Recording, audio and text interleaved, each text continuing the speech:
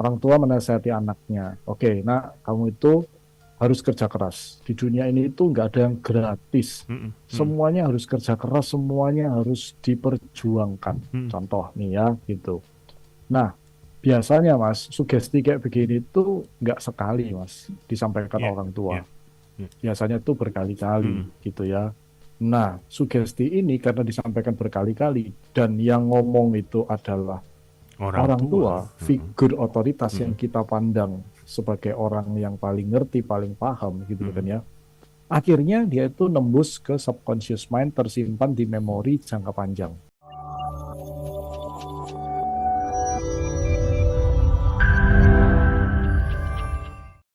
Apa sih rahasianya? Bagi-bagi dong. Oke, asik. Siap, pasti dibagi dong. Oke. Jadi Mas Daniel, di dalam pikiran manusia itu ada yang namanya itu belief, gitu ya. Mm-mm. Belief itu adalah sebuah keyakinan. Oke. Keyakinan ini dibentuk dari pengalaman masa kecil, Mhm. ya. Kemudian juga dibentuk dari sugesti-sugesti yang diterima dari masa kecil. Mhm. Oke. Contoh, sugesti yang diterima dari masa kecil itu apa? Contoh misalkan, orang tua menasihati anaknya, oke, nak, kamu itu harus kerja keras. Di dunia ini itu nggak ada yang gratis. Mhm. Mhm. Semuanya harus kerja keras, semuanya harus diperjuangkan. Mhm. Contoh nih ya, gitu. Nah, biasanya Mas, sugesti kayak begini itu nggak sekali Mas disampaikan Iya, orang tua. iya, iya. Biasanya tuh berkali-kali Mhm. gitu ya. Nah, sugesti ini karena disampaikan berkali-kali dan yang ngomong itu adalah Orang orang tua. tua, Mhm. figur otoritas yang Mhm. kita pandang sebagai orang yang paling ngerti, paling paham gitu kan Mhm. ya.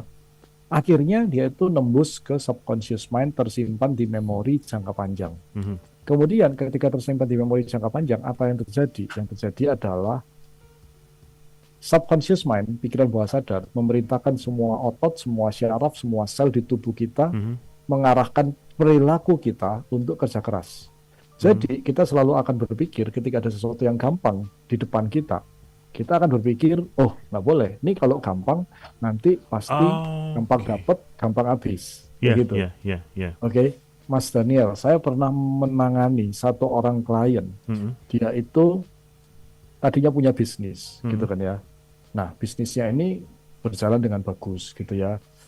Dia nggak nyadar apa yang terjadi dengan bisnisnya. Kemudian dia belajar trading forex, gitu Mhm. ya. Mhm. Di trading forex itu Mas Daniel, tahu kan orang cuma ngeliatin layar laptop, klik klik Betul, klik klik betul, klik, betul, tungguin profit, kan gitu betul, kan. betul.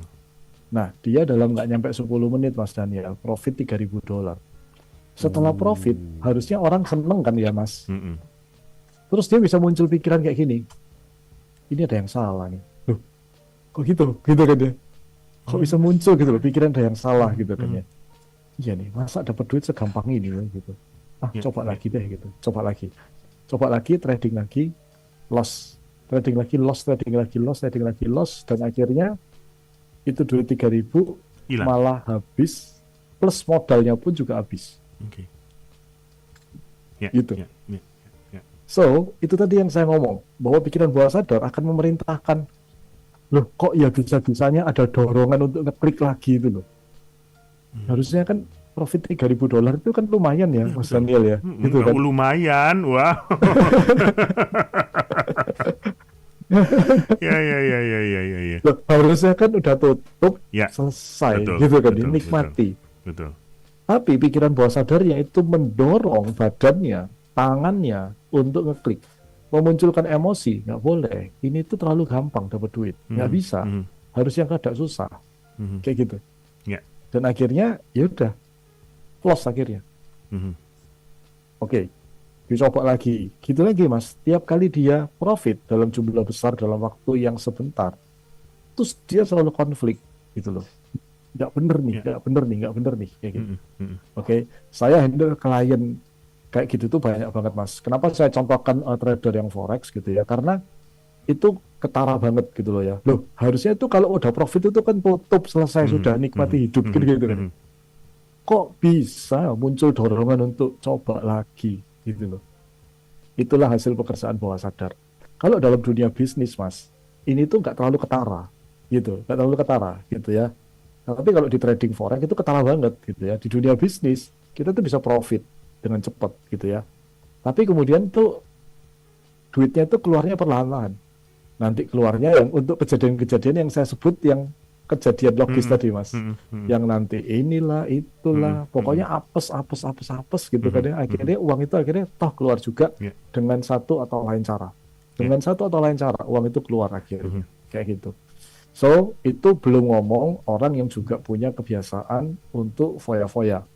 Foya-foya dalam artian untuk memuaskan emosinya. Gitu loh. Oke, contoh Mas, contoh. Ada satu klien. Dia kerja sebagai seorang kepala bank. Ini istri ya, cewek ya, gitu. Suaminya dokter yang terkenal di salah satu kota besar lah, ya, gitu. Kebutuhan keluarga dari income suami yang dokter itu lebih dari cukup, Mas. Karena dari income si suami itu bisa biayai sekolah anak, bisa punya mobil, punya rumah, punya villa juga, bisa punya ruko juga, gitu ya. So, jadi gaji dia sebagai kepala cabang bank itu harusnya utuh.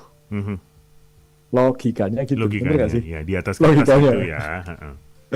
Tapi Mas, anehnya setelah dia ikut seminar saya, dia nyadar, iya ya, kok saya nggak punya tabungan? Nggak ada tabungannya loh Mas. Lah, duitnya kemana gitu? Diambil tuyul, ya. Tapi memang beneran dia ngomong, nggak ada tabungannya, nggak ada. Dia juga heran, kemana ya kayak gitu. Oke, nah singkat cerita Mas, singkat cerita, saya bantu dia terapi, dicarilah akar masalahnya sampai ke usia 6 tahun Mas. Oke, dengan teknik hipnosis kita bisa melakukan sesuatu yang namanya regresi, gitu ya. Age regression. Kita mundur di usia 6 tahun, Mas. Dia itu punya kebiasaan, ya, beli es krim.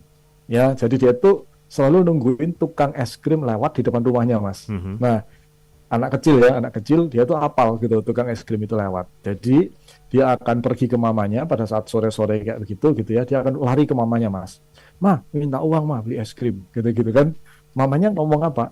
Mama nggak punya uang, kamu ke papa aja. Udah, dia lari ke papanya. "Pak, minta uang, Pak, beli es krim." Udah dikasih duit sama papanya, dia tungguin tuh tukang es krim. Setelah tukang es krimnya lewat, dia panggil, "Pak, beli es krim." Dia kasih uangnya, dia terima es krim, dia duduk di teras, dia nikmati. Enak. Satu kali kejadian ya Mas ya. Terus 2-3 hari kemudian gitu lagi. "Ma, minta uang, mau beli es krim." Mamanya jawab apa? "Mama nggak punya uang. Kamu pergi ke papa." Pergi lagi ke papa, dikasih uang, tunggu tukang es krim, uangnya dikasih ke tukang es krim, dia terima es krim, dia nikmati. Mas, itu terjadi berkali-kali. Kira-kira apa yang ada di kesimpulan di pikiran anak kecil ini? Yang punya uang papa. Yang punya uang papa. Good. Itu kesimpulan pertama, ya kan? Karena terbukti dari pengalaman tiap kali ke mama selalu nggak ada duit, gitu kan ya. So dia menyimpulkan di bawah sadar, gitu kan? Berikutnya apa lagi, Mas? Mama nggak pernah punya uang. Yes, udah termasuk. Terus apa lagi? Perhatikan nggak Mas kejadian? Kasih uang ke tukang es krim, terima es krim, dinikmati. Besoknya kasih uang ke tukang es krim, terus enak. So apa yang terjadi di pikiran? Es krim enak. Es krim menenangkan. Menenangkan, dan itu harus dimulai dengan Ngasih uang. ngasih uang. Jadi kalau mau mendapatkan ketenangan, kebahagiaan, rasa nyaman, kita perlu Kasih uang ke orang keluarin lain. uang. So pikirannya terlatih Mas. Keluarin uang, bahagia. Keluarin uang, bahagia. Keluarin uang, bahagia.